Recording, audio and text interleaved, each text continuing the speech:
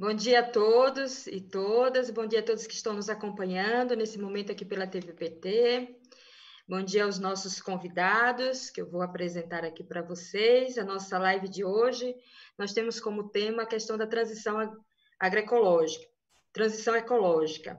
É um tema muito importante que a gente quer realmente trazer aqui para todos vocês, né? Questões extremamente relevantes no que diz respeito a gente debater essa questão da transição ecológica, que é um tema que o Partido dos Trabalhadores já vem debatendo, dialogando no seu programa de governo de 2018, Lula Haddad. A gente já apresentamos, né, questões relacionadas, porque é um tema importante para o futuro da sociedade. Nesse sentido, a questão da transição agroecológica, a gente quer fazer um debate que ela seja um eixo, né, importante nesse debate agora. Nós estamos num ano eleitoral. É necessário que a gente pense também o desenvolvimento do município, essas questões, a partir dessa visão, a partir do ambiente de uma proposta para o desenvolvimento sustentável, com sustentabilidade nos nossos municípios, numa perspectiva,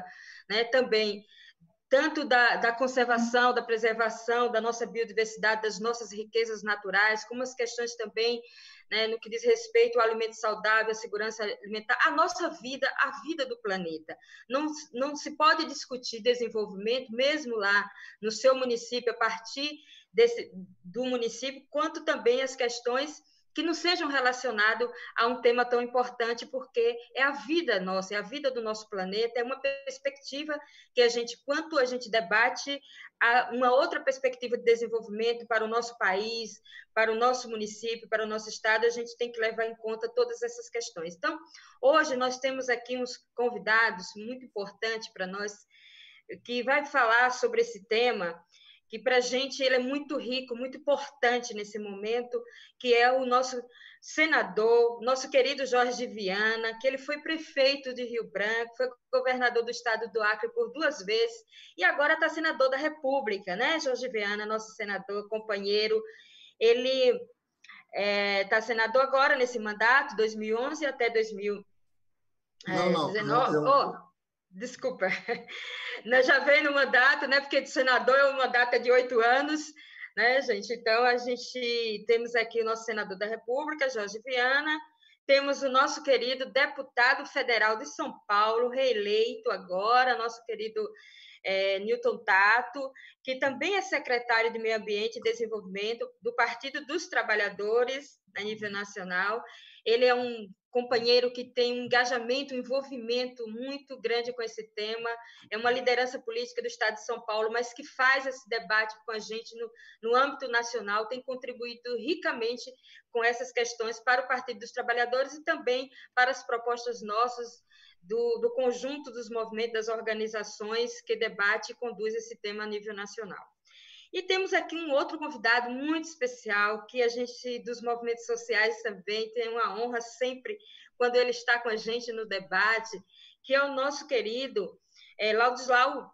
Ele é um economista, né, graduado na Universidade Católica de São Paulo, é um economista que vem ao longo desses mais de muito tempo, né, contribuindo, é autor de 40 livros na temática economia, num outro olhar para a economia, e a gente não poderia deixar de fazer um debate como esse hoje, para todos vocês que estão nos acompanhando. Esse vídeo também vai continuar aí na TVPT, sem a presença ilustre dessas pessoas que têm contribuído ricamente com essas elaborações, tanto no âmbito, né, das organizações sociais, da sociedade como um todo. Então, para iniciar aqui hoje a nossa primeira etapa de debate aqui nessa live, nós vamos colocar aqui para os nossos participantes que eles têm 8 minutos para a primeira abordagem. Nessa abordagem inicial, a gente gostaria que eles abordassem um pouco sobre a implementação dessa transição agroecológica no Brasil, considerando esse momento, né, que nós estamos vivendo, né, da questão da pandemia, pós-pandemia, com relação a essas questões climáticas. E aí eu começo com o nosso senador, Jorge Viana, ele abordando algumas questões relacionadas a esse tema, a essa nossa preocupação e nossa prioridade no debate nesse momento, né? Então, senador, como é que você está vendo tudo isso nesse momento de pandemia, pós-pandemia, essas questões toda climática e todo esse contexto que nós estamos vivenciando no Brasil e no mundo, e essa questão da transição ecológica aqui no Brasil pós-pandemia, onde a gente pretende construir uma nova perspectiva de projeto de sociedade para o nosso país? Então, no roteirinho estava que era o Gilmar, que era o Newton, o Tato, e eu até fiquei mais tranquilo, mas não tem problema de começar. Eu queria cumprimentar desculpe, todos. O Ladislau, aqui o roteiro que eu recebi. O Newton e você, Elisângela. Obrigado pelo carinho, pela acolhida. Primeiros mestres. Quero cumprimentar todos que estão procurando, mesmo num momento terrível como esse, muito difícil, a gente se encontrar, a gente tentar ver se dialogam com os outros, se a gente aprende um com os outros e sai melhor dessa pandemia que virou uma tragédia. Não dá para a gente começar uma conversa, mesmo que seja uma coisa específica, sem a gente ficar solidário com as famílias, né? Nós já estamos chegando a 60 mil famílias enlutadas, 60 mil mortos no Brasil. O mundo está chegando a 500 mil de mortos por conta dessa pandemia. 10 milhões de pessoas infectadas. Eu já peguei essa doença, já me curei, graças a Deus. Na Amazônia, no Acre, a gente está chegando a 400 mortes. É uma coisa inimaginável, um estado que tem 800 mil habitantes, né? Chegando nas aldeias indígenas, nos nossos povos. Muito triste tudo que está acontecendo e muito dessas mortes. Eu não estou aqui querendo fazer uso político, mas muito dessas mortes, ou milhares delas, poderiam ter sido evitadas se o Brasil tivesse um governo que adotasse as medidas conforme a orientação da comunidade científica, dos médicos, da ciência, e com seriedade e harmonia com governadores e prefeitos. O mundo inteiro fez isso, Estados Unidos e Brasil, mas mais o Brasil, teimou, e agora o Brasil é um ponto de referência negativo no meio de uma pandemia, que é uma coisa terrível.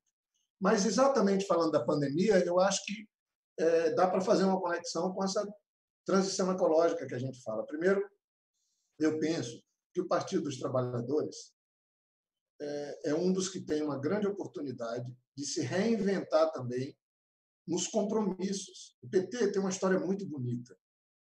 Realizou muito no nosso país, em cidades, nos estados e também no governo federal.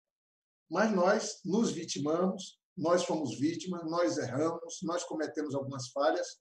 Isso deu um espaço para que setores intolerantes, para que setores com outros interesses que não aceitavam a liderança igual Lula, assumisse posição e nos danificasse, inclusive a ponto de ter um impeachment e a ponto de ter um Bolsonaro presidente. Então, o Brasil está vivendo uma espécie... Eu não gosto dessa palavra, porque eu gosto de ser positivo, de ter esperança e fé, mas parece que a gente está vivendo uma maldição. Mas não é uma coisa só isolada do Brasil. Isso é uma questão que está vindo já há algum tempo como uma onda na humanidade. Nós tivemos o avanço de governos ultra radicais de direita, ultraliberais, e foi se agravando os problemas sociais, as mazelas do mundo. Né? Isso aconteceu, inclusive na Europa, no velho continente. Mas aconteceu agora. Nós temos o Trump nos Estados Unidos, Bolsonaro aqui, ninguém merece. Mas aqui em volta também nós tivemos sérios problemas de mudança de governo. E o que é que isso tem a ver com a pandemia? Eu acho que, então, na minha percepção, o mundo estava doente, o mundo está adoecendo. Mas o mundo está doente por conta do ser humano, de um dos depositários mais importantes da vida, que somos nós, porque a gente pensa. Então, se nós temos essa capacidade de pensar, de nos relacionarmos, eu acho que nós deveríamos cuidar das outras vidas do planeta. E eu acho que o ser humano está doente. Nós estamos doentes. Parece que as pessoas resolveram botar para fora o que elas têm de pior e não de melhor. Aí, nós vimos num processo de piora, uma ação consumista, um padrão de produção e consumo insustentável. O planeta começou a sentir, nós fomos viver, então, esse ambiente de risco de mudança climática que é real.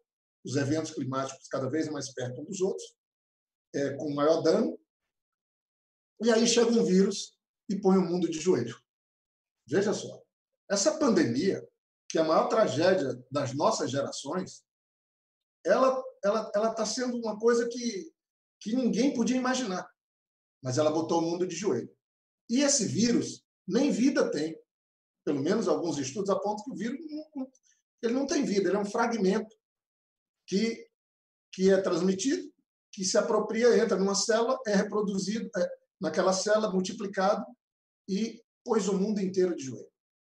Quando eu vi aquele porta-avião Roosevelt, todos, que é uma fortaleza que mata, com propulsão nuclear, ela é mais poderosa do que muitos países do mundo, o seu poder de destruir. Quando eu vi todo mundo desembarcando por causa de um vírus, eu falei, poxa vida, talvez agora, diante dessa tragédia, a gente reflita sobre que vida que nós estamos tendo no planeta, que mundo que nós estamos fazendo, que risco nós estamos pondo à Terra. Ontem estava celebrando os 20 anos da Carta da Terra. E essa semana agora teve um artigo muito lindo do Leonardo Boff, do querido nosso Leonardo Boff. E ele fala de transição ecológica. Ele coloca isso com muita clareza, que o modelo liberal, os modelos, inclusive de democracia, os modelos que nós estamos experimentando, eles não se sustentam. Que nós temos que passar por uma profunda mudança. E quem sabe agora, depois da pandemia, a gente não tem uma oportunidade de experimentar essa mudança. Quando a gente traz isso para a política, a gente tem que falar dos partidos. Eu tenho que falar do Chico Mendes, que tem muito a ver com o que o Leonardo Boff coloca. Eu acho que a gente ter o Leonardo Boff junto com a gente, que para mim é um dos maiores pensadores sobre essa questão, e ele é um aliado nosso, ele é o nosso professor, ele pode nos ajudar. E eu acho que é quem mais pode, porque é quem há mais tempo está pensando sobre isso. Quando ninguém pensava, ele pensava. O Yuri Harari, que eu tenho uma admiração também, que se diz até liberal, mas é um futurista, também pensa muito nesse sentido. E acho que eu queria fazer uma conexão para você doar com o Chico Mendes. Há 30 anos atrás, eu tive o privilégio, há mais de 30 anos, eu, Marina, Binho, Tião, outras pessoas lá do Acre, nós tivemos o privilégio de conviver com o Chico Mendes. Ninguém falava de meio ambiente, de ecologia, não tinha tido as COPs, não tinha tido as conferências, nada. E o Chico Mendes era um seringueiro que despertou para a ideia de dizer, não, peraí, eu vou ficar só defendendo o trabalho, eu vou ficar defendendo só os direitos, mas por que eu não defendo o lugar que a gente vive? O planeta? Por que eu não defendo a floresta? Porque se eu defender a floresta, o seringueiro, o índio vai estar protegido. Foi essa a ideia do Chico. Uma ideia muito contemporânea, muito atual. Isso é pensar a sustentabilidade, isso é nos colocar um conceito. Mas, mesmo naquela época, o Chico Mendes era visto como piada por alguns no Acre e até mesmo em encontros partidários. Ele chegava no PT, ele chegava na CUT, querendo discutir isso. Agora, pense alguém querendo discutir isso há 30 e poucos anos atrás. Então, veja que nós temos aí um espaço muito lindo de convivência nos movimentos sociais, nos movimentos sindicais e partidários, mas eu acho que a gente nunca trabalhou devidamente esse tema. Chico Mendes foi assassinado em 88, em dezembro. Nós, no Acre, nos pegamos e começamos um movimento político em cima do ideário dele e tivemos sucesso defendendo o meio ambiente, defendendo a floresta, defendendo os povos indígenas, defendendo a sustentabilidade. Aquilo não dava voto em canto nenhum, mas no Acre deu. Não levou para a prefeitura, não levou para o governo. Criamos conceito como de florestania, uma coisa extraordinária. E tivemos um enorme crescimento econômico no Acre, do ponto de vista do PIB, do ponto de vista da melhoria de renda, dos servidores públicos, da geração de emprego. Foi uma coisa extraordinária o que nós conseguimos no Acre em vários governos. Começou comigo no governo, depois com o Binho e depois com o Tião Viana. Então, veja que nós temos, inclusive, um case que a gente pode falar na segunda etapa, falando de prefeituras e governo, como é que pode fazer isso? Eu deixo para a segunda etapa. Mas, nesse momento, para mim, eu acho que essa questão global. O mundo inteiro, e eu já vou concluir, o mundo inteiro está tendo que tomar uma decisão no pós-pandemia. Já tem muitos pensadores, muitos economistas, eles estão trabalhando o pós-pandemia. Que mundo vai vir? É uma espécie de um pós-guerra, gente. No pós-guerra, você vai ter que ter mais investimentos públicos, você vai ter que ter reconstrução, mas você tem aí uma oportunidade de fazer uma concertação. Será que o mundo vai querer fazer essa concertação? ou vai aproveitar e seguir na mesma balada insustentável e ampliando a mudança climática e ampliando os desastres e ampliando o custo à vida e pondo em risco a vida no planeta? Eu acho que nós, do PT, nós que estamos na política, nós temos que sensibilizar os outros para que a gente veja nessa tragédia, depois dela, a gente possa repensar tudo e começar uma ação nova, mudando a sociedade, mudando os governos, mudando as organizações partidárias. É isso que eu queria deixar aqui para abrir.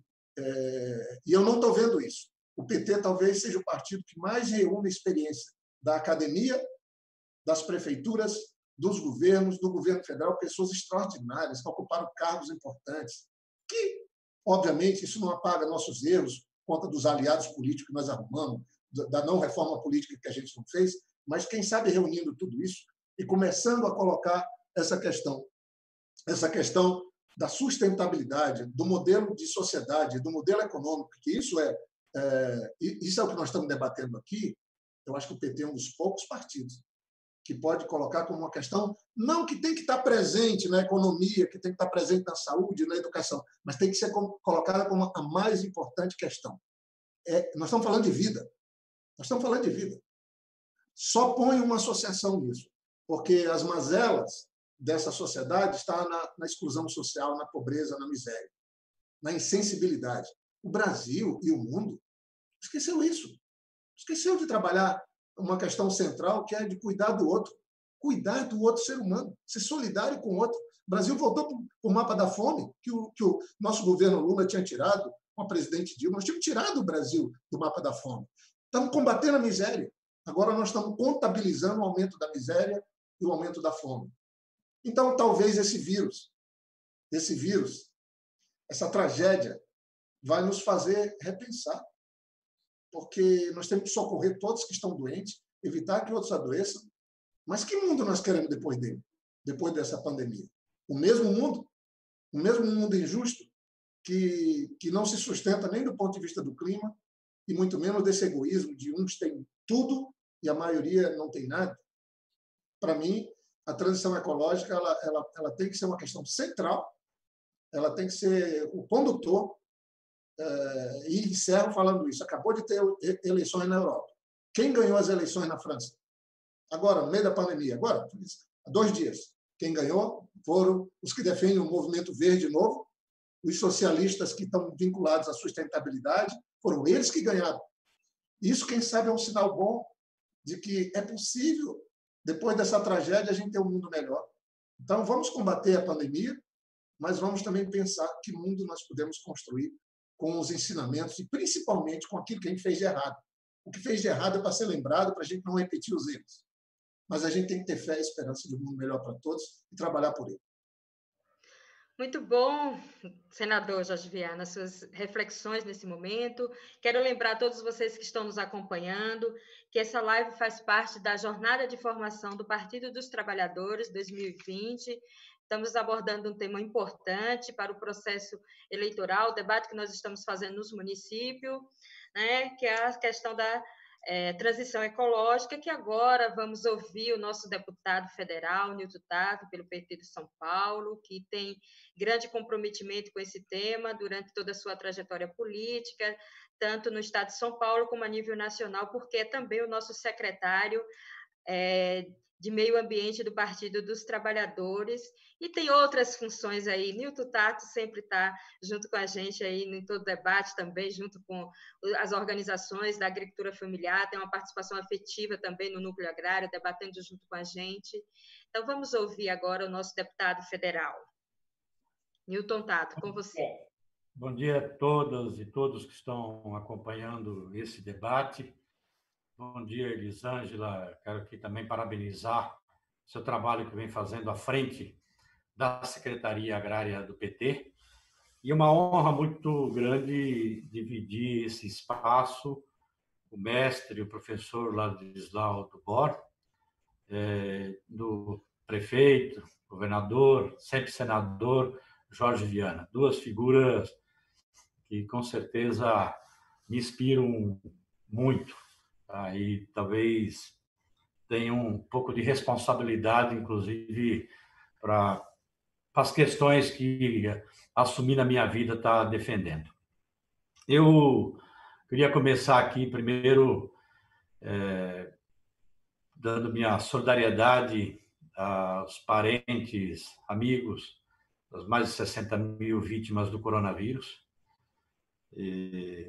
mas também, ao mesmo tempo, o meu protesto aqui, porque onde a gente teve chefe de Estado em outros países que articulou toda a estrutura de governo, as instâncias de governo, convocou a população para a única vacina possível para combater o coronavírus, que é o isolamento social, o sofrimento do povo tem sido bem menor. E como consequência, e aí, evidentemente, o professor Ladislau pode até falar mais, aqui no Brasil, o impacto econômico, né, o sofrimento prolongado do povo brasileiro vai ser maior também, até pela irresponsabilidade e insanidade do Bolsonaro, que não só não atendeu às recomendações das autoridades da saúde, da Organização Mundial da Saúde, pelo contrário, ele participou de atos, convocou atos em desobediência ao isolamento social necessário. Então, as consequências econômicas, inclusive no Brasil, vão ser mais duradouras, tá, e mais profundas. E eu queria começar essa conversa aqui. A gente já vinha com uma crise ambiental profunda decorrente do próprio modelo de desenvolvimento implementado no mundo, desse capitalismo voraz, né, que quer produzir capital com mais velocidade, com exploração ilimitada, né, do uso dos recursos naturais, e a lógica do próprio capital, que é produzir capital, concentração de renda. Então, a gente já vinha com esse debate, né, com a necessidade urgente de incorporar a agenda da transição ecológica em todas as cadeias produtivas. Nós vimos, né, a própria ciência vem mostrando claramente que nós precisamos, né, diminuir as emissões de gases de efeito estufa, porque já temos a vida, de certa forma, como ela é hoje na Terra, no planeta, comprometida para os próximos 50, 100, 150 anos. Então, esse era o chamamento global de fazer mudanças drásticas nos países. A pandemia traz, né, outros elementos aqui que nos coloca com mais urgência ainda colocar o debate da transição ecológica em todas as cadeias produtivas. E aqui hoje, inclusive, nos jornais estão colocando um outro fator que também nós precisamos enfrentar, que tem tudo a ver com o debate da transição ecológica, que é o debate da desigualdade. Então, os jornais hoje estão colocando que no primeiro trimestre desse ano, portanto, no início ainda da pandemia, da consequência da pandemia, né, os mais ricos do país tiveram um aumento da renda de quase 1%, enquanto 50% da população mais pobre do país tiveram uma perda, né, da renda de 6%. Não estou falando aí do primeiro trimestre, portanto, até março, início, né, pegando só o início das consequências econômicas, inclusive, da pandemia. O outro aspecto que precisa dizer é o seguinte: a própria pandemia, ela também, a ciência está mostrando que é a decorrência da forma como a gente se relaciona com o meio ambiente, a forma como nós produzimos o alimento, né, a forma como nós acabamos com os habitats naturais de muitas espécies, que são os hospedeiros, né, da onde estão boa parte desses vírus, como o próprio corona, da forma como ele veio para o humano. Então, eu quero aqui, nesse primeiro momento, dizer o seguinte, que no Brasil nós precisamos enfrentar, né, e aí eu acho que já tem um avanço do ponto de vista conceitual, tá? Conceito da responsabilidade compartilhada e da responsabilidade diferenciada, que o Brasil teve um papel importante no debate sobre o clima no âmbito internacional de colocar esse conceito. Tá? O conceito da responsabilidade compartilhada mostra que o Brasil, Paraguai, a Bolívia, a Guiné, Moçambique, também têm responsabilidade, como a Holanda, a Noruega, a Alemanha, Estados Unidos, Canadá. Todos têm que fazer alguma coisa. A responsabilidade compartilhada mostra que nós precisamos encarar o debate da nossa relação com o consumo, da nossa relação com a comunidade, da nossa relação com a família, da nossa relação com o país, da nossa relação com o outro, da nossa relação com a natureza, da nossa relação com o meio ambiente. Então, todos têm algum grau de responsabilidade. Mas o conceito da responsabilidade diferenciada coloca que o Brasil não tem Brasil, Paraguai, Bolívia, Guiné, África do Sul não tem a mesma responsabilidade que a Holanda, a Noruega, a Dinamarca e assim por diante, os Estados Unidos. Portanto, o conceito que foi implementado lá, que falou, olha, vocês desenvolveram, vocês criaram um padrão de vida, entendeu, para a sua população, que é insustentável, que o planeta não aguenta mais e, portanto, coloca em risco toda a vida no planeta. O debate da crise climática colocou essa questão. E nós, do Hemisfério Sul, temos direito também de trilhar o nosso caminho de desenvolvimento. Só que nós não podemos mais trilhar o mesmo caminho que eles trilharam, que o planeta não aguenta. Portanto, vocês têm a responsabilidade de aportar recurso e tecnologia para que nós nos reinventamos aqui de como que a gente vai desenvolver, né, no sentido de desenvolver as capacidades das pessoas, criar melhores condições de vida para as pessoas. Portanto, então, nós precisamos encarar o debate também da desigualdade entre os países, entre as nações, tá? E dentro dos países também. Tá? Então, o Brasil, como um dos países que, ao longo da sua história, produziu uma das maiores desigualdades, a transição ecológica necessariamente passa pelo enfrentamento também com relação à desigualdade.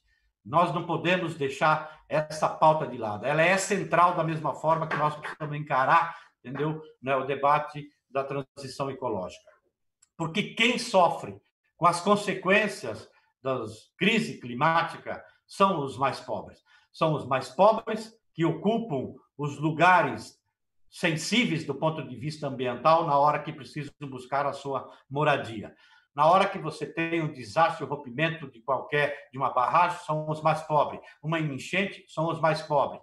São os mais pobres que não têm acesso e não têm o direito de consumir um alimento que não tenha veneno, né? São os mais pobres que sofrem as consequências depois das doenças causadas, né, pela inconsequência do nosso modelo da agricultura. Então, nesse primeiro momento, queria colocar aqui, é mais do que necessário nesse momento, colocar no centro da pauta o enfrentamento da desigualdade e a transição ecológica em todas as cadeias produtivas para que possamos repensar o nosso modelo de consumo, como também pensar a produção dos serviços e dos equipamentos e dos materiais importantes para a nossa vida, entendeu? Em cadeias produtivas com baixa emissão de gases de efeito estufa. Obrigado.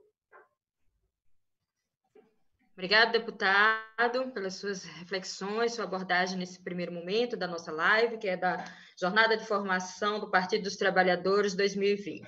Agora vamos ouvir, né, assistir aqui o nosso professor economista, Laudislau, que tem contribuído muito com a gente no debate sobre uma outra visão de economia solidária e tal.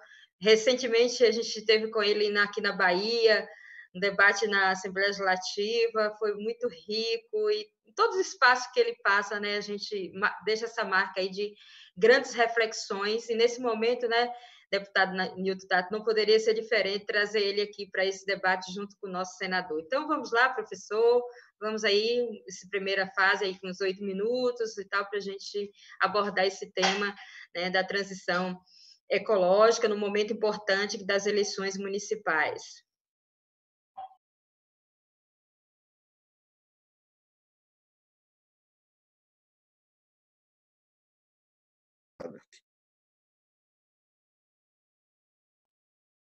O som, professor. O microfone. Sim, eu tinha colocado. Dá os parabéns pela iniciativa. Tá? Nunca tivemos tão isolados, mas nunca tivemos tão conectados. É impressionante o clima geral, eu acho que isso vai muito no que o Jorge Viana estava falando, né? Esse clima de repensar que está se gerando. Eu estou fazendo palestras direto com gente de Paris, com gente de diversas instituições, está todo mundo começando a pensar, não é? Eu gosto muito de um negócio que saiu no Financial Times, gente, tá? E não é que alguém que escreveu no Financial Times, é o editorial do Financial Times. Reformas radicais, agora em abril, tá? Invertendo a direção política predominante das últimas 4 décadas, precisarão ser colocadas sobre a mesa. Certo? O Financial Times sugeriu que reformas consideradas excêntricas, como renda básica e imposto sobre a riqueza, portanto, imposto sobre a fortuna, terão que estar presentes na composição. Isso é muito importante, tá? Porque isso é lido pelos banqueiros do mundo, por toda essa gente. Ou seja, realmente estamos no momento que as pessoas estão começando a pensar. Eu vou muito na linha tanto do Jorge como do Newton, né? Que é a visão, digamos, articulada dos desafios que a gente enfrenta, em particular articulada com a desigualdade, né? Hoje a gente sabe o que a gente tem que fazer, né? Nós temos que ter como modelo, como visão, uma sociedade que seja economicamente viável, mas socialmente justa e ambientalmente sustentável. Tá? É tão simples assim. Esse tripé está, digamos, gerando uma certa unanimidade, quem está pensando que vai além do besterol do neoliberalismo, dessas coisas do qual o Financial Times está se dissociando. Deixa eu lembrar que o economista-chefe do Banco Mundial, perdão, do Financial Times, né, Martin Wolf, ele disse simplesmente: esse sistema perdeu sua legitimidade, porque é um sistema que enriquece mais ricos, que não produzem grande coisa, destruindo o meio ambiente, gerando pobreza e gerando um caos financeiro de especulação, em vez do dinheiro servir justamente para resgatar o meio ambiente e resgatar a desigualdade. Certo? Esses são os desafios que nós temos. De certa maneira, a pandemia é o prego em cima do caixão que nos paralisa, de certa maneira, e nos obriga realmente a repensar novos modelos, né? Deixa eu lembrar que essa pandemia é trágica, eu me solidarizo muito com as vítimas. Agora, eu queria lembrar o seguinte: no ano passado, morreram 3,1 milhões de crianças até 5 anos de fome. Tá? Para resolver isso, você não precisa paralisar a economia, você não precisa descobrir vacina, não precisa inventar medicamento, não precisa, sabe? É bom senso. Nós temos 820 milhões de pessoas passando fome. O que a gente produz de alimento no mundo é 1,5 kg por pessoa por dia. Certo? Não há nenhuma razão para ter fome. Tem mais. Se eu pego a economia, eu pego o PIB do Brasil, divido pela população, 7,3 trilhões dividido por 202 milhões, sabe o que dá? Dá 11 mil reais por mês por família de 4 pessoas. O que a gente produz hoje dá para amplamente satisfazer todo mundo. Não é aquela igualização de todo mundo, só reduzir um pouco essa indecência, né, de desigualdade, dá para todo mundo viver de maneira digna e confortável. Quando o Financial Times fala em renda básica, não é o Suplicy, o Financial Times, o editorial do Financial Times. Né? É bom senso. E por que funciona? Porque se você passa mais dinheiro para a base da sociedade, isso não vira especulação financeira quando você coloca dinheiro para os bancos. Isso vira demanda. A demanda gera atividade empresarial. Essa atividade empresarial... Eu vi uma entrevista legal de um empresário que diz: realmente está mais barato eu contratar, né? Porque quebraram os direitos trabalhistas, coisa do jeito. Está mais barato eu contratar, mas para que eu vou contratar se eu não tenho para quem vender? Você ferra a população, você ferra as empresas. Você ferra a população e as empresas, você reduz a receita do Estado, imposto sobre o consumo, e você reduz a receita do Estado sobre a produção. Resultado, eu peguei os dados do Tesouro, nunca teve um déficit tão grande como desde que eles assumiram aqui, esse bando aí assumiu esse governo. Então, eu acho que essa visão, na realidade, aí mencionou o Leonardo Boff, mencionou todo esse nosso trabalho, né? A gente pega a dimensão agroecológica, e ecológica em geral, né? Mas, na realidade, é a visão da sustentabilidade, onde o equilíbrio do econômico, do social e ambiental tem que ser reencontrado, né? eu acho que esse processo, essa visão mais ampla, digamos, da sustentabilidade que eu colocaria na mesa. Nosso problema não é econômico, nosso problema é de organização política e social, porque a gente sabe o que fazer, está aí os objetivos do desenvolvimento sustentável, a Agenda 2030, temos os recursos, né? Só queria lembrar que o Brasil tem no exterior, tinha em 2012 520 bilhões de reais em paraísos fiscais, perdão, 520 bilhões de dólares, tá? Dá mais ou menos 2,5 trilhões de reais, o que dá mais ou menos 1/3 do PIB. Não investem, não pagam impostos, certo? Então, na realidade, nosso problema não é de pobreza, nosso problema não é saber o que fazer, nós temos recursos financeiros, nós temos os objetivos, o nosso problema é voltar a ter uma forma de organização política e social, em particular com a descentralização e com a redistribuição que esse país necessita. Sem isso, simplesmente, as coisas não funcionam.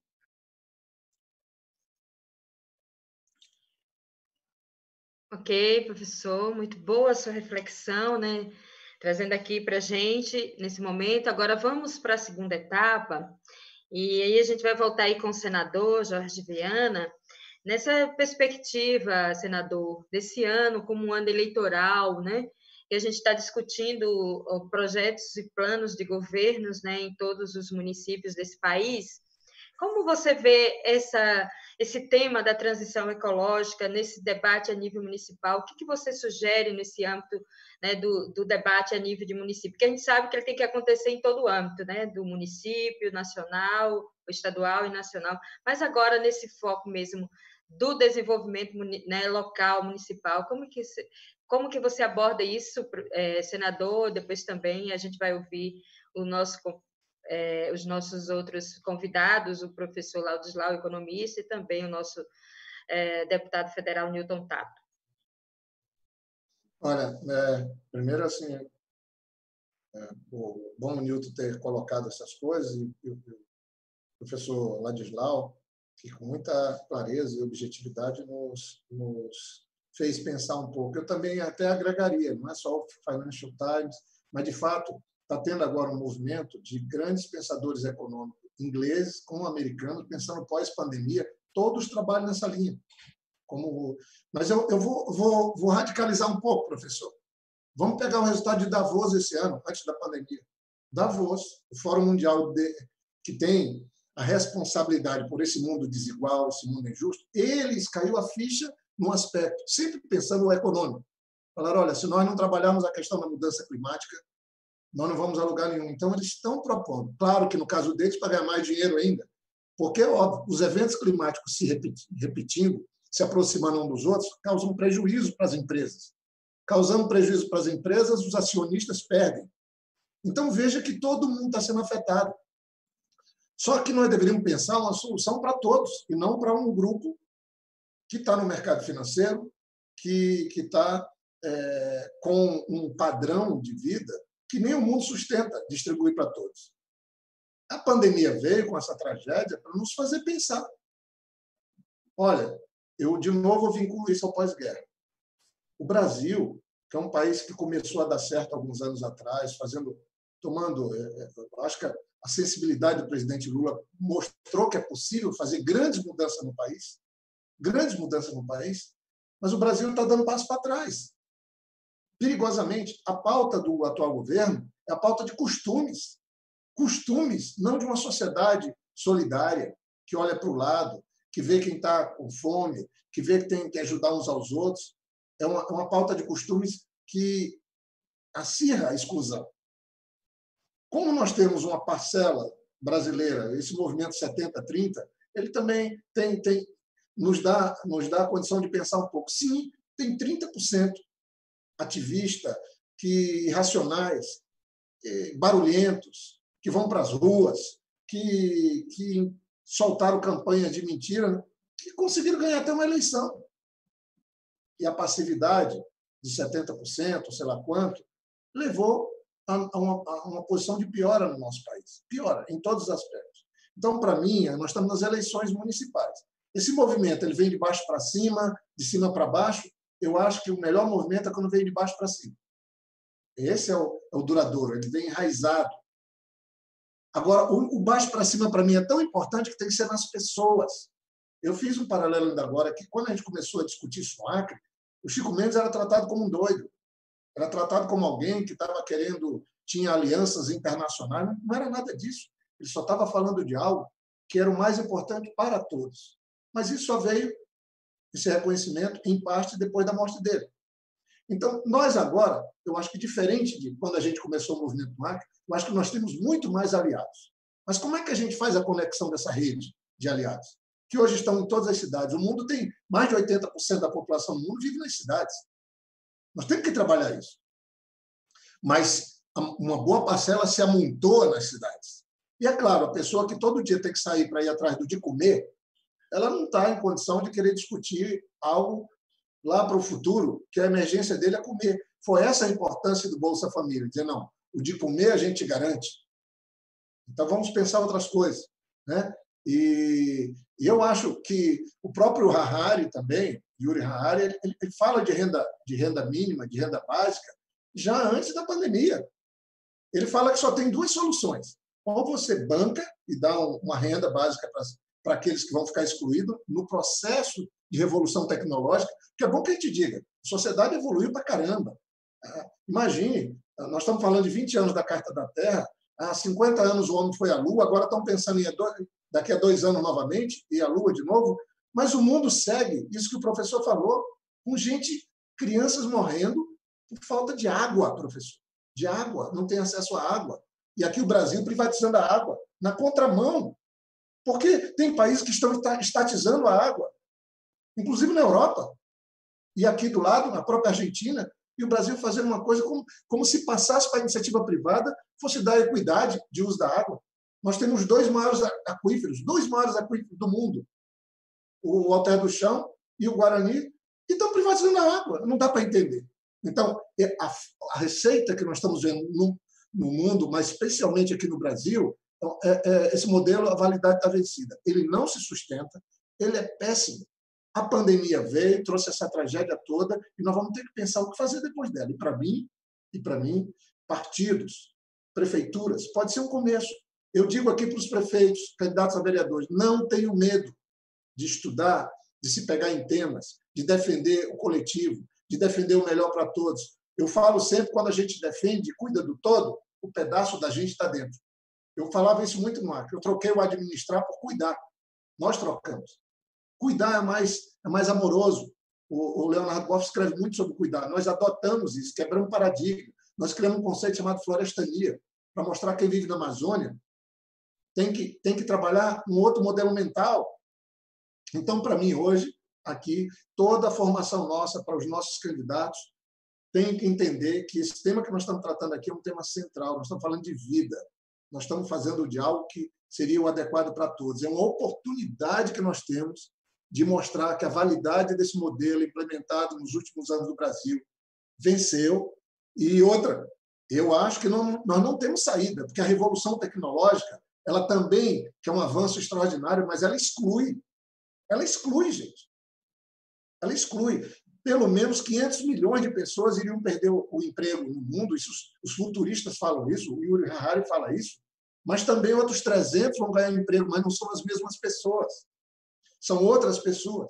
Nós vamos ter que retreinar pessoas, acolher pessoas, bancar pessoas que vão estar fora dessa revolução tecnológica. Veja, então, que temos tudo colocado. E a última pá de cal foi essa tragédia desse vírus, que botou o mundo de joelhos e disse, olha, esse modelo que vocês têm de saúde, esse modelo de sociedade, esse modelo não serve. Vocês vão seguir contando os mortos. Parece que agora o epicentro também desse vírus está indo para a Índia, um país com mais de 1 bilhão de pessoas. Se isso acontecer, vai ser uma coisa mais grave ainda do que a gente está vivendo. Então, do fundo, assim, eu acho que, como disse o professor, nós nunca tivemos tão longe, mas também nunca tivemos tão conectados. Eu tomara que nessa eleição municipal, esses 70%, 60% que estava passivo, aceitando barbaridades sendo faladas, sendo implementada nas cidades, essa intolerância, esse ódio. Tomara que o pessoal da paz, de um mundo melhor, de solidariedade, de preocupação com a fome, de preocupação com as minorias,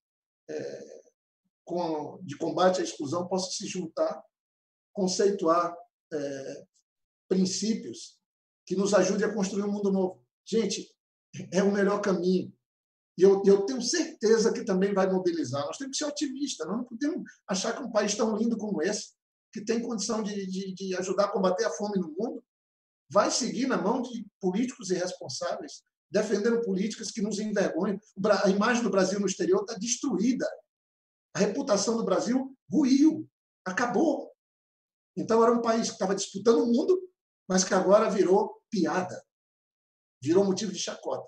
E cabe a nós, brasileiros, retomarmos o caminho.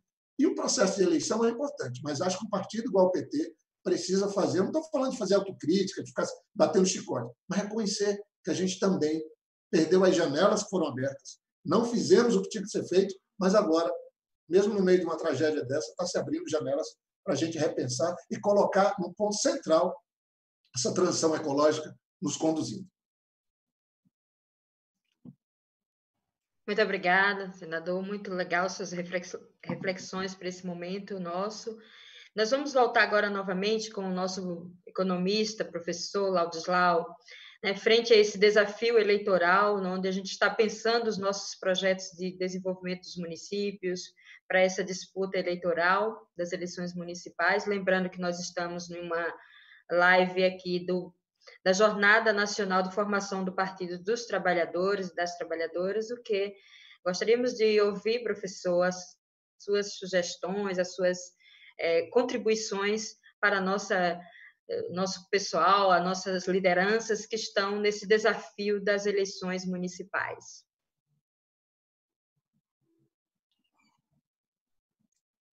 Olha, o primeiro, eu queria pegar o que o Jorge Viana estava falando, né, que é a quantidade, não é só o Financial Times, que você disse, né? Eu estou participando dessas discussões iniciadas pelo Vaticano em torno de outra economia, né? Já antes do coronavírus, porque é uma convergência de crise, a crise ambiental, a crise social, de desigualdade que está explodindo no planeta, certo?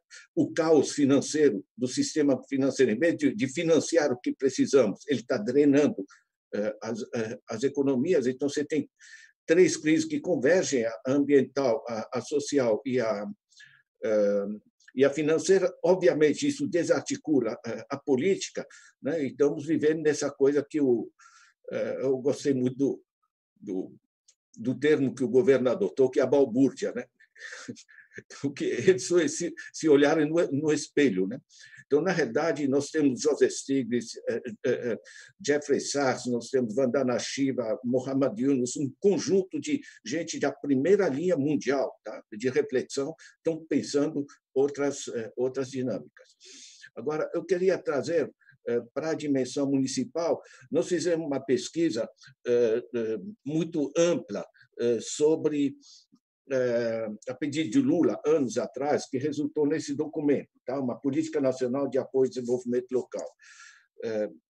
São 89 propostas práticas na área das finanças, na área das instituições locais, na área da organização de sistemas locais de informação, sistema de comunicação, de sistema de apoio tecnológico, etc. São 8 áreas com 89 propostas práticas. Foi publicado pelo SEBRAE, pelo Banco do Brasil, por várias, enfim, eu coloco no meu blog. Basicamente, a ideia é um pouco essa, a meu ver, pensando agora nas eleições municipais.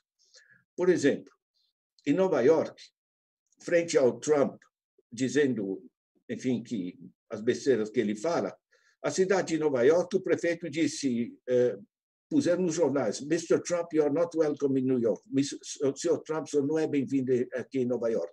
Nós vamos continuar com políticas sociais, com políticas ambientais, enfim. Está entendendo? Milhares de municípios que enfrentam políticos idiotas no centro, certo? No topo do governo, então, simplesmente, enquanto... E isso eu vejo para o Brasil, tá? Ou seja, enquanto o governo está batendo boca ali com o seu besterol, a gente pensar, cada cidade pode começar a pensar o que dá para fazer. Certo? Eu vejo, por exemplo, em todas as cidades nós temos desemprego ou subemprego.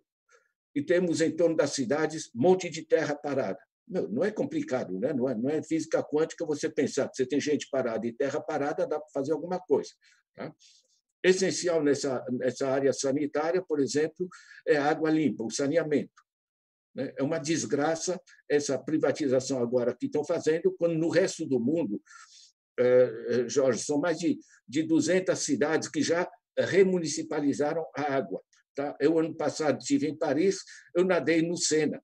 Entende? Que eles cercaram uma parte do Sena, a gente pode ficar nadando ali, tem gente pescando no Sena. Ou seja, quando você pensa em termos econômicos, isso é uma estatística que vale para praticamente todos os países da Organização Mundial da Saúde. R$1 que você coloca saneamento básico, são R$4 que você deixa de gastar com doenças.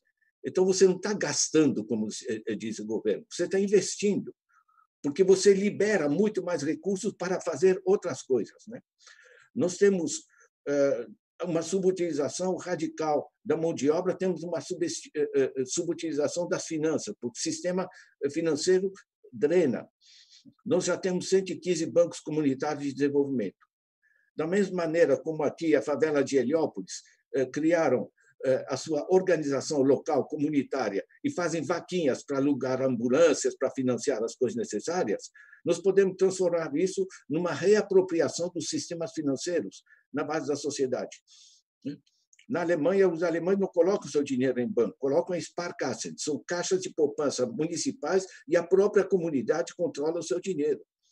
Na Califórnia, há 2 meses atrás, o governador finalmente autorizou todos os municípios do estado da Califórnia, é a 5ª economia mundial, né, vão poder criar seus bancos públicos municipais, ou seja, reapropriar-se da sua poupança.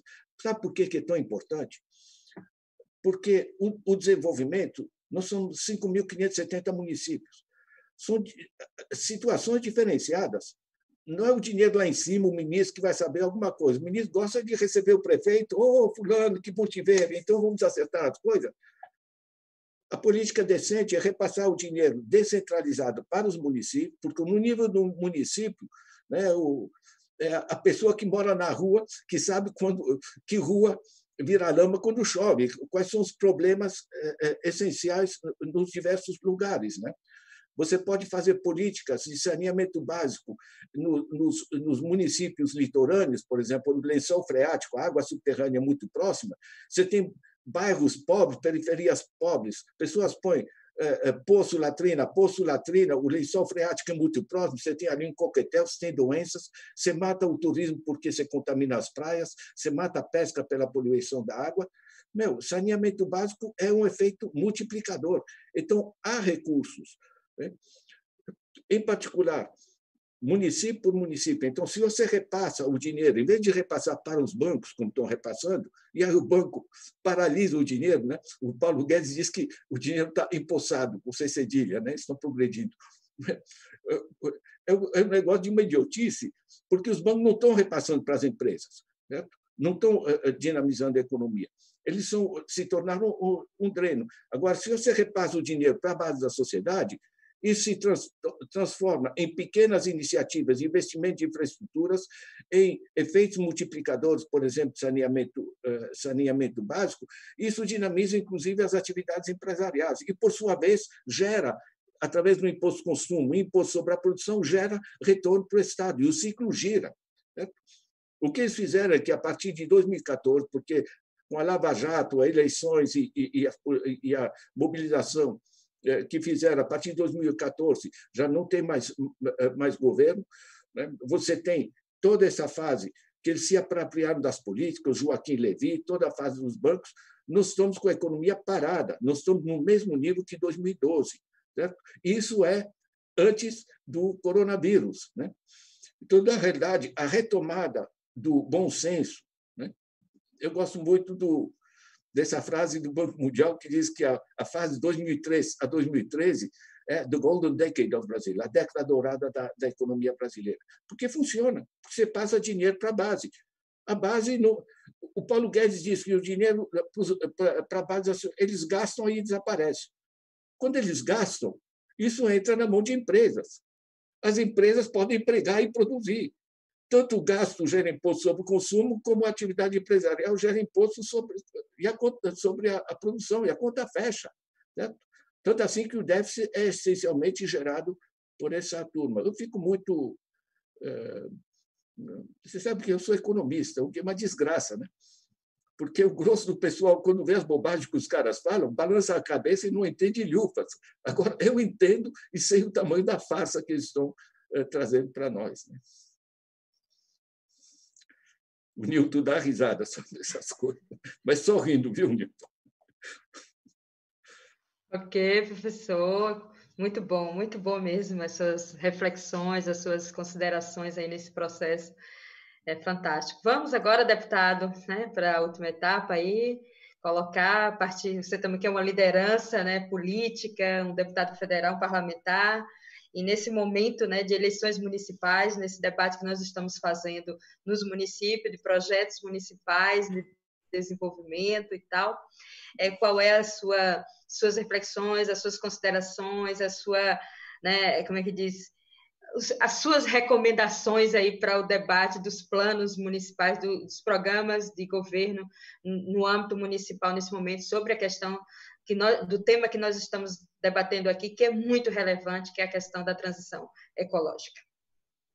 Com você, Nito Dado. Nessa segunda rodada aqui, eu queria, na verdade, provocar no sentido positivo, Ladislau. Nós estamos precisando muito de você. Estou falando dos economistas que estão abertos com os desafios que está colocado aí para o debate da transição ecológica, porque tu sabe muito bem o quanto que é difícil dialogar com os economistas em geral, tá? Então, nessa conjuntura, nós precisamos muito de pessoas como você. Eu queria aqui, nessa última parte, até porque nós estamos aqui num curso de formação, em especial por causa dos nossos companheiros e companheiras que estão no processo para a disputa eleitoral desse ano, eu queria recomendar alguns materiais aqui que é importante e que tem muito subsídio, além desse que o professor Ladislau já colocou.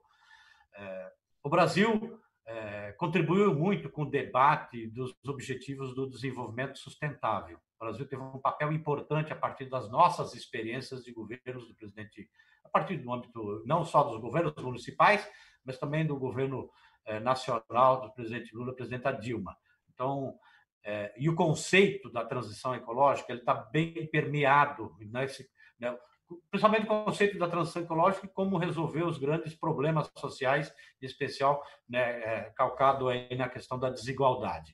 Então, é um material importante para todos acompanharem. Nós, sob a coordenação da Agnes e do Moisés Savian, que é do Setorial do Meio Ambiente, nós acabamos de participar do processo de atualização do modo petista de governar, onde o eixo da transição ecológica ele permeia todo o documento, e nós, pelo setorial, também então, elaboramos um conjunto de recomendações sobre políticas ambientais, gerenciamento climático e transição ecológica para os municípios brasileiros. Tá? E também, recentemente, coordenada aí pela Elisângela, do setorial agrário, tem um documento muito importante que é a plataforma Campo, Floresta e das Águas, então um documento atualizado também com uma série de recomendações. E aqui são questões como, por exemplo, o município, o ente municipal, tá? A prefeitura, tá? Em qualquer cidade, é o maior comprador de produtos e serviços de qualquer cidade, se a gente for olhar. Então, na hora que você for comprar, por exemplo, toda a alimentação para a prefeitura, se você compra da agricultura familiar, se você compra lá com base agroecológica, tá? Você já está trabalhando o conceito ambiental. Se você toma uma medida que você paralisa, proíbe a pulverização de veneno, pulverização aérea no seu município, tá? Você está contribuindo para o cuidado do solo, para o cuidado dos animais, para o cuidado dos mananciais, do lugar que capta água, e está contribuindo aí para o debate, para o enfrentamento desse modelo de produção da agricultura. A hora que você for comprar produtos e serviços, você vai verificar se aquela cadeia produtiva, se aquela empresa emite mais ou menos, né, gás de efeito estufa, você está incorporando, né, a questão da transição ecológica. Tá? Ou a hora que você vai definir, entendeu, a planta para você cobrar o IPTU, entendeu? Se aquelas residências estruturadas que estão nos bairros onde você tem infraestrutura de equipamento e políticas públicas, tá?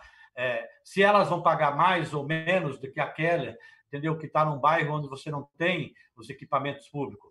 A hora que você adota uma política para poder investir em moradia, aonde você tem infraestrutura, e com isso tá, você inibe, inclusive, né, a ocupação de áreas sensíveis do ponto de vista ambiental, áreas que são importantes, às vezes, até para a produção de água do município, você está adotando uma política agroecológica.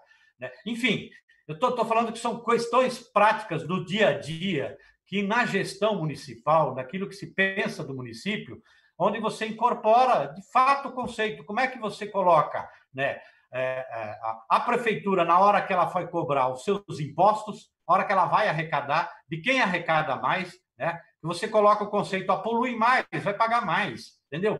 Tá onde tem equipamentos públicos, onde tem serviços públicos, paga mais IPTU. Tá? Quem polui menos tem que ter políticas, né? Incentivos para poder desenvolver a sua atividade econômica.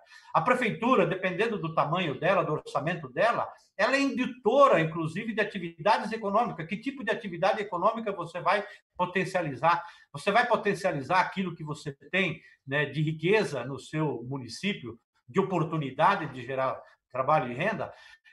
Muitas vezes a gente vai, né, viu, Jorge e Ladislau, a gente às vezes vai para uma cidade do interior e você fala assim, olha, quero ir lá comer uma comida do local.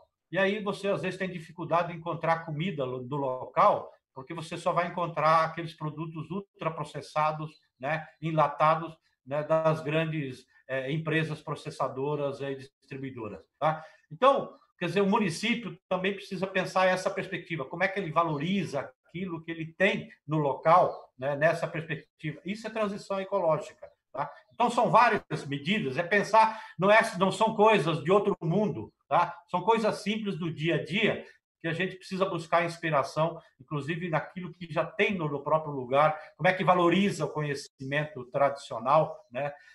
Então, o Brasil, né, pela sua dimensão territorial, pelas suas regiões, valorizar as regiões, valorizar aquilo que é talvez o nosso passaporte para pensar numa cidade, numa nação que seja inclusiva, que seja soberana, né, e de respeito ao meio ambiente. É valorizar a própria nossa diversidade biológica, né, com todos esses biomas, com toda a riqueza que nós temos, tá? E, em especial, a nossa diversidade étnica, cultural, né, que tem muito para agregar, inclusive nesse debate de construção do país. Passaporte nosso para a construção de um país desenvolvido, mas sustentável, justo, solidário, né? Passa necessariamente pela valorização da nossa biodiversidade e da nossa sociodiversidade. Obrigado pela oportunidade, Elisângela, a toda a equipe de formação do PT. Obrigado, Ladislau, Jorge, pela oportunidade de dialogar com vocês e, com certeza, vamos precisar muito dialogar, em especial para a gente pensar saídas, né, para enfrentar a grande crise do Brasil, aprofundada agora, em especial por causa da pandemia. Obrigado.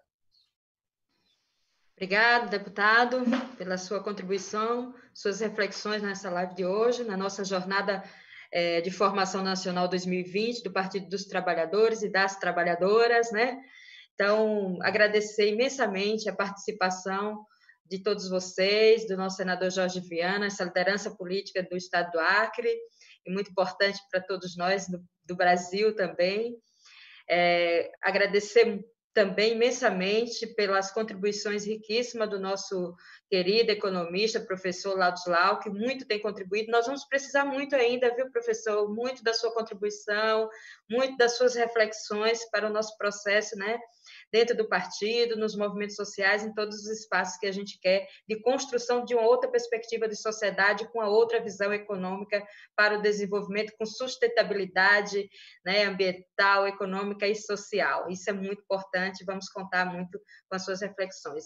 E agradeço também imensamente ao nosso deputado federal do Estado de São Paulo, companheiro Newton Tato, que vem contribuindo ricamente para o Partido dos Trabalhadores e também para a nossa luta no geral, nessa perspectiva do projeto de sociedade, com essa perspectiva, né, da sustentabilidade, né, da conservação e da preservação, numa perspectiva de transição agroecológica, numa outra visão de modelo de sociedade, porque a gente precisa defender a vida, e defender a vida é defender o planeta, é defender as nossas riquezas naturais, né? A nossa biodiversidade, é defender esse planeta que a gente mais precisa, né? De uma outra perspectiva na sociedade brasileira, política acima de tudo, um outro projeto de sociedade, de inclusão e de defesa da vida e da democracia brasileira.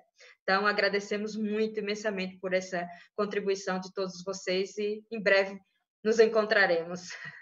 Um grande abraço a todos que nos acompanhou durante essa live.